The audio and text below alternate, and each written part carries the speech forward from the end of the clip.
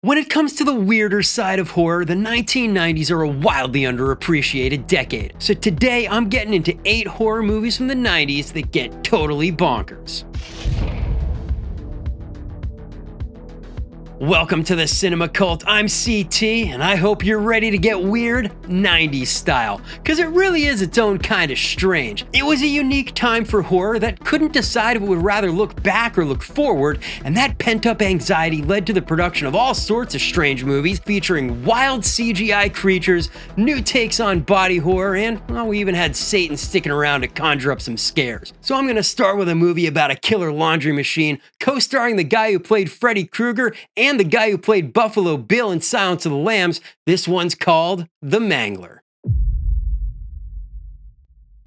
This 1995 movie, based on a Stephen King short story about possessed killer machinery, features a couple of horror villains you're sure to recognize, and it's directed by the often underappreciated master of horror, Tobe Hooper. Now, I absolutely love Robert Englund's look in this one as he's hamming it up, playing the laundry facility owner, Bill Gartley, and he might still be the bad guy loaded up with prosthetics, but this role is a far cry from Nightmare on Elm Street's Freddy Krueger. Now, the setup, it's exactly what you'd expect from a movie called The Mangler. One day, this piece of machinery gets a taste for blood and starts killing the factory workers in gruesome fashion. Detective John Hutton catches this case, and when his demonologist brother-in-law suggests the machine might be possessed, he laughs him off.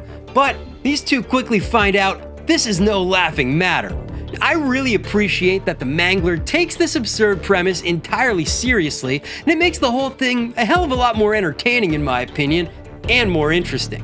And here we got Tobe Hooper making his last studio film of the 90s after being chewed up by the Hollywood system, and this movie is literally about a laundry machine consuming its workers and demanding human sacrifice from its powerful owner to keep the cycle going. Even as a fan of this movie, I can admit it does drag at times, but then you've also got great moments like Ted Levine going hog wild on a possessed icebox and exercising those demons all over the front lawn. And this movie really earns its bonkers 90s credentials when the Mangler springs to life and chases the protagonist down to the depths of the factory building.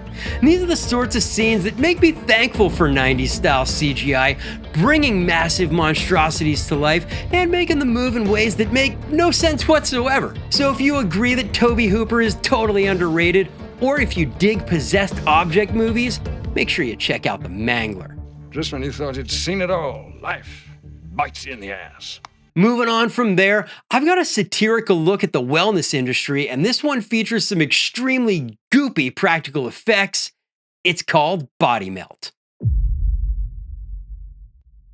Body Melt is an Australian film from 1993, directed by a guy named Philip Brophy who never made another feature-length film, and that's probably because the world couldn't handle another movie like this. Body Melt spends almost no time ramping up its insanity with a barrage of wild scenes that seem to never let up over its short 81-minute runtime. This movie is not subtle at all about its satirization of the wellness industry, and here we've got a pharmaceutical company targeting the unknowing residents of a well-to-do cul-de-sac, providing each household with personalized and experimental wellness benefits that include everything from multivitamin drinks to prenatal care and spa treatments.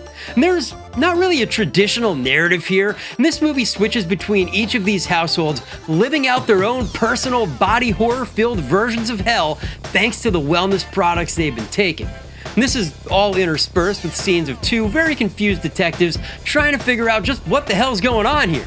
Now, for most other films, the constant jumping around between groups wouldn't work, but Body Melt finds a way to embrace the craziness, and it really suits the frantic nature of this film perfectly. I can't emphasize enough how absolutely insane this movie gets, nor can I show most of what happens without getting this video super restricted.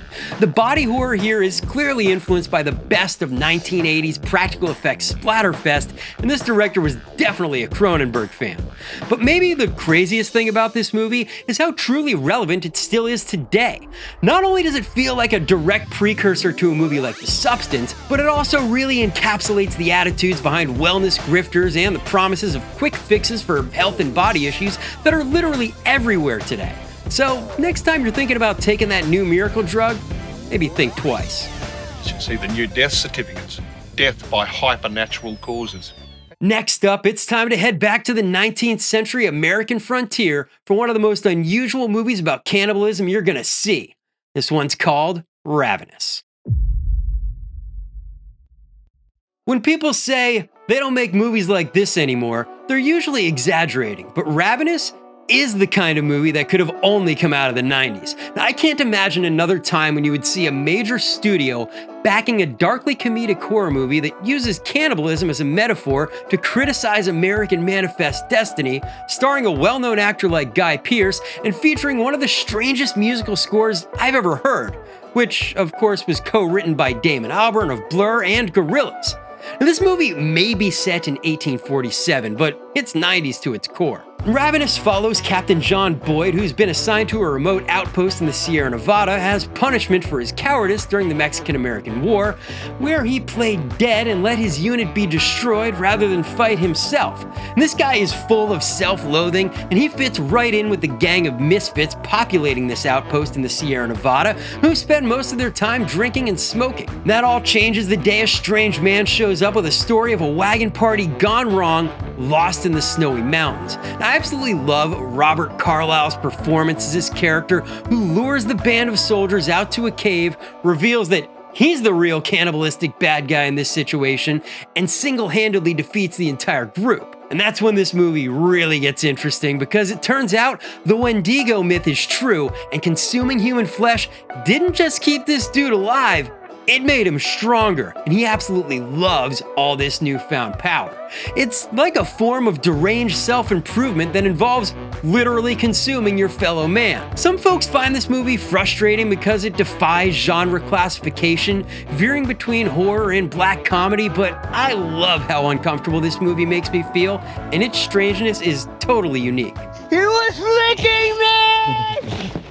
So moving on from a tale of man versus man, next up I've got a horror featuring man versus Lovecraftian monster wrapped up in an action movie package. I'm talking about Deep Rising.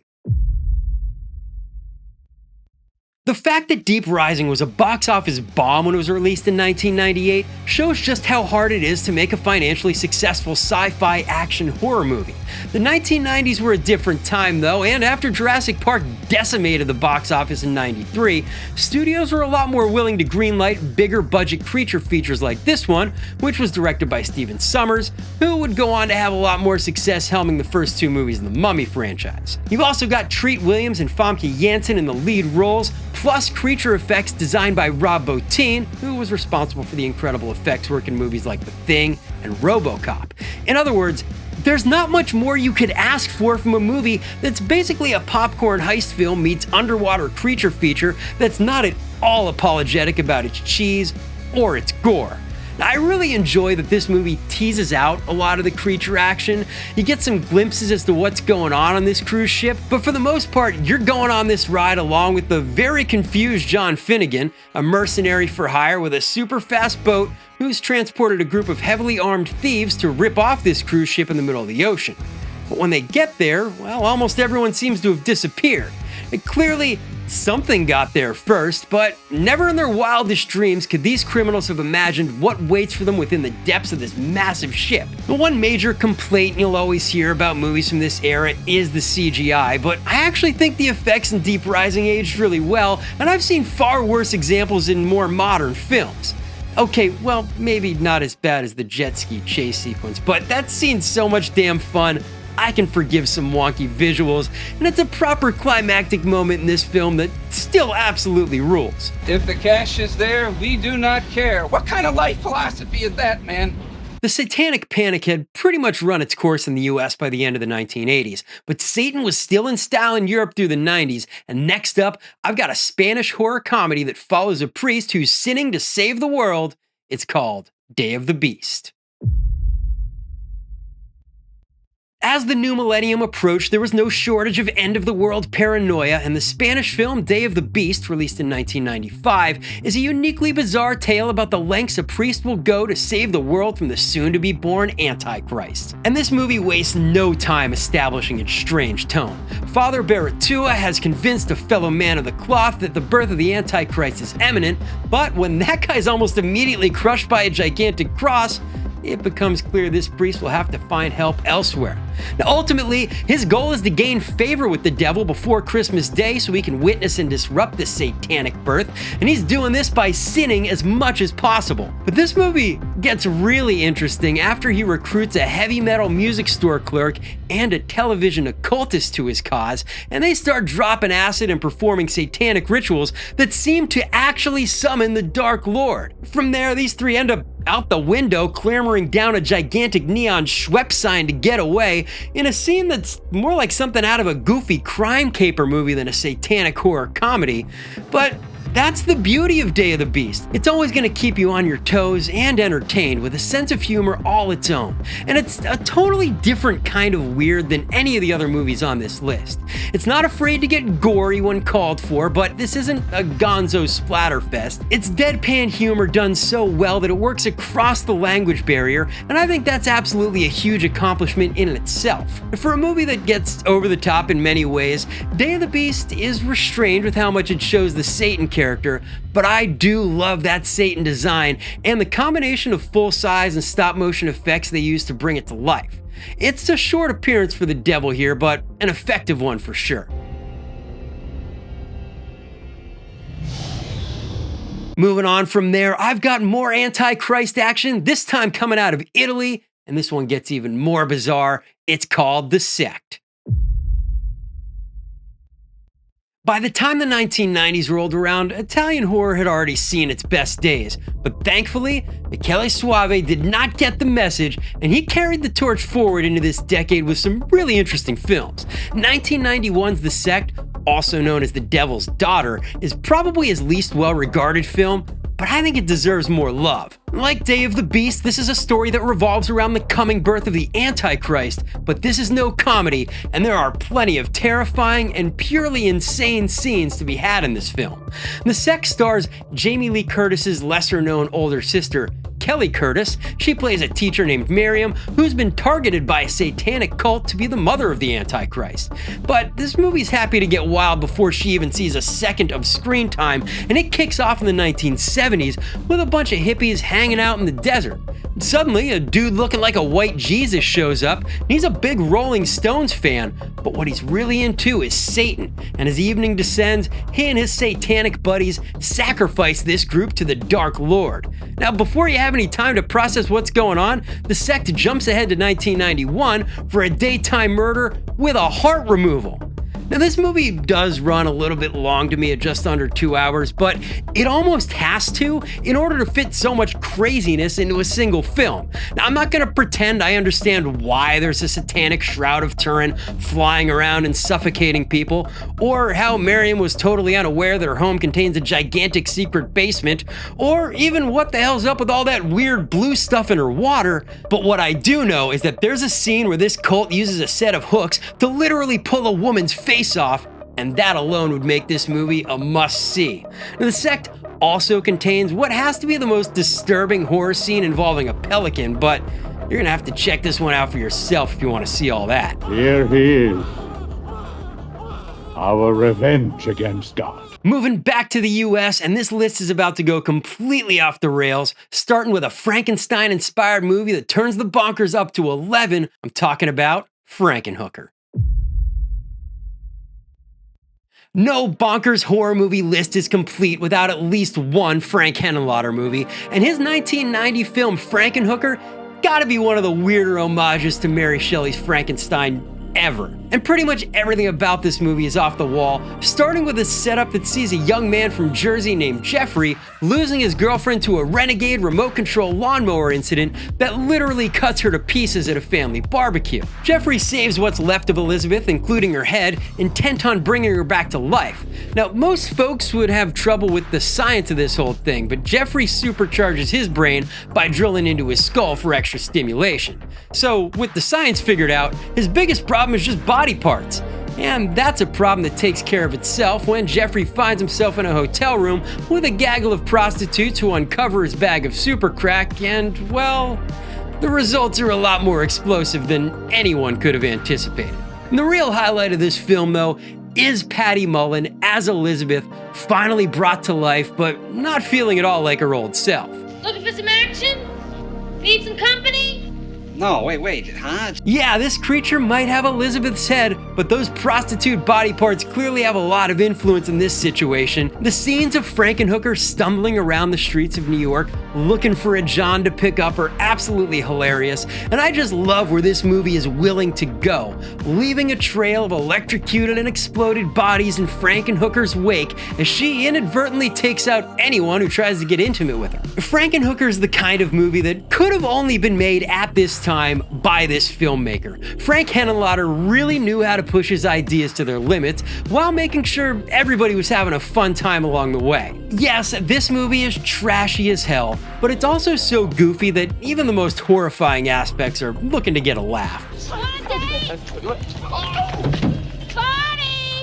Moving on to my final weird 90s feature, if you've ever wanted to see the original Leatherface chainsawing massive mutated insects, well, this one's for you. It's called Mosquito.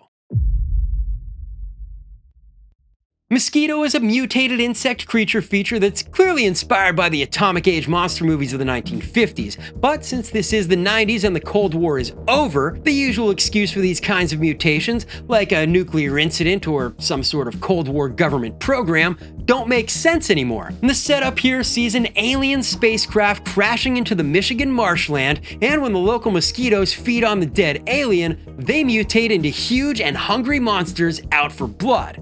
There's nothing too complicated about how this one plays out. Basically, you got a group of good guys teaming up with a group of bank robbers to try and survive these mutated mosquitoes and make it to the city for help. And there are some impressive set pieces in this low-budget affair, like the RV chase scene. These mosquitoes are aggressive as hell, and they're not going to let this group go, even if it means sacrificing themselves by flying through windshields or using their extra sharp proboscis to take out a tire. But of course, the absolute highlight of this movie is Gunnar Hansen, the man who played the original Leatherface in the Texas Chainsaw Massacre, finding a massive chainsaw in the farmhouse where the group decides to hold up and going buck wild on the mosquito nest in the basement. Mosquito is a fun example of the low-budget features with overachieving practical effects that were flooding video stores in the 90s. These were movies made by filmmakers inspired after witnessing DIY efforts from the 1980s like Evil Dead find massive audiences. There was plenty of ambition behind this film, and it was even supposed to get a theatrical release, but well, the distributor went bankrupt before that could happen, so